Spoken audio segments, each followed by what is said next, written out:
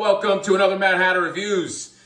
What are we going to call this? Mustache Monday? All right, I don't know if this is publishing on a Monday. I don't know. It might be publishing on a Tuesday. What I do know is I am looking at a beautiful, probably the best statue version of Man-at-Arms. That is not a real person, okay? This person right here, look. My finger would not be this large if this was a real individual, but it looks real, okay? Why does it look real? Because it's being made by one of the best statue companies ever, okay? I put a lot of money into the statue company, Tweeterhead.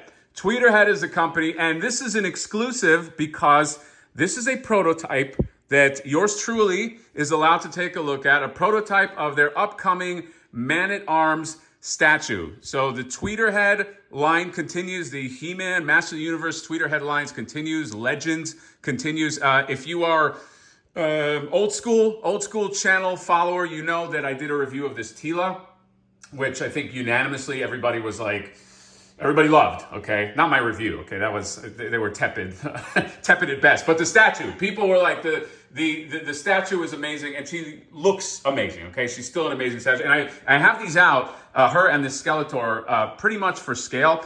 And I don't know if this is going to be, I don't think this is the final scale on this, but this is pretty much what you're getting, and it is, I can't see this Man-at-Arms being beaten in terms of like a realistic Man-at-Arms. In fact, I know that movie is coming out. They should just copy this because it looks so fucking good. Like the costuming and like, let me just get some light on here. Look at how fantastic this fucking Man-at-Arms looks. Look how good it looks next to Tila. Look at how good it looks next to this Skeletor. Another heavy hitter in the line. It already, by the way, is up for pre-order. I'll put the link in my description. They have this, and they also have, I think it's sold out by now, but it's like an exclusive, like Paladin version.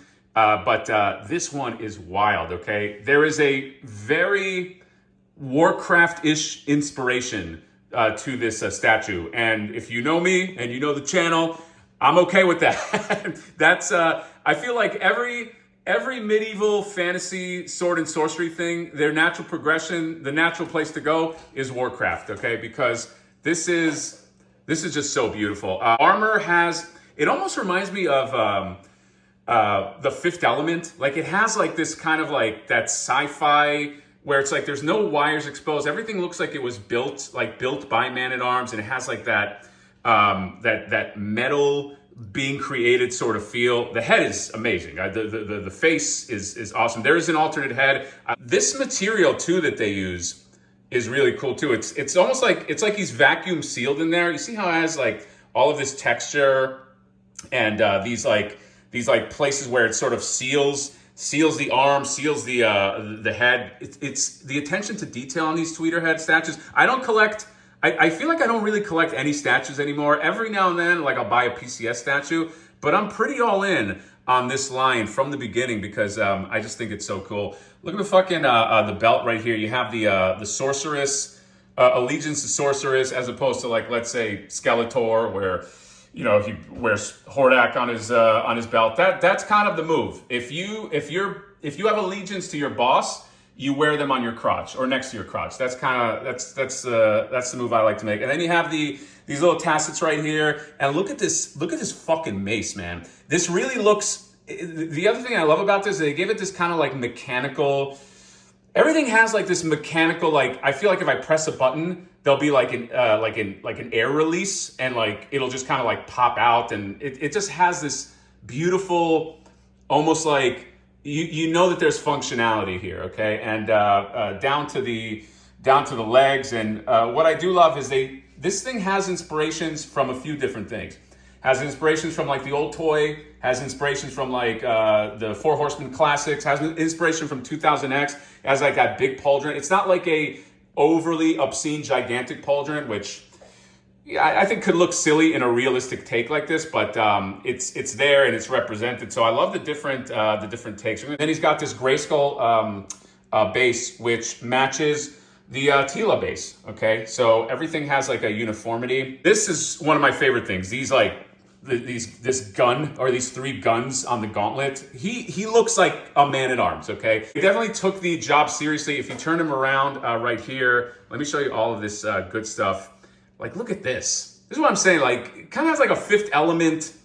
That's the only thing I can think of. Like that Fifth Element gun, those aliens from Fifth Element, like that. It's like ancient technology meets like, you know, just a guy working in his Master of the Universe-esque garage. Look at this big fucking gun. It just hangs on there. And then this is a cool kind of like Easter egg. You got that knife because I believe that's like an Easter egg to like the knife that was supposed to go on the boot, but now it's there in the back. So he's full of weapons, okay? He's a fucking problem. You got the tassets. You got these, again, it's like this almost like vacuum sealed like armor under the armor. There's so much good detail in this. This is one of those, when I put it together, I was just immediately just, I cannot see, and I've said this about this Tila too. It's like, if you're looking for like a realistic version of these characters, but again, with that fun, like kind of like World of Warcraft sprinkle on there, not officially, of course,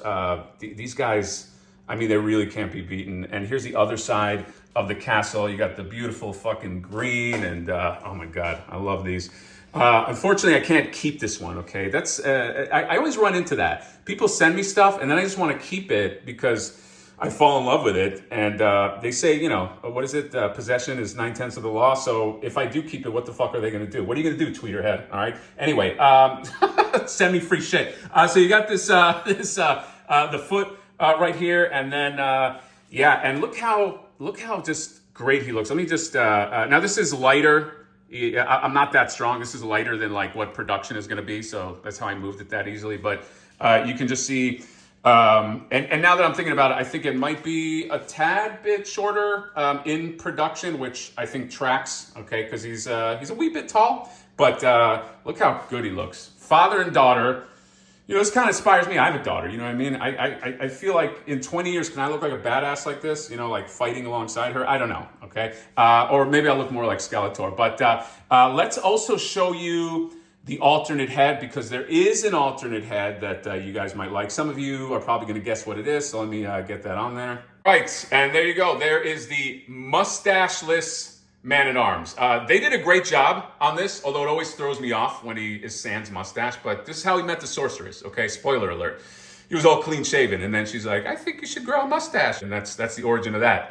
But this is a great head swap. The other neat thing is if you get the white armor paladin one, you could, I guess, choose, you know, maybe one with mustache, one sans mustache. There is, by the way, speaking of sorceress, the sorceress is, I don't know when it's coming out, but that's in production too.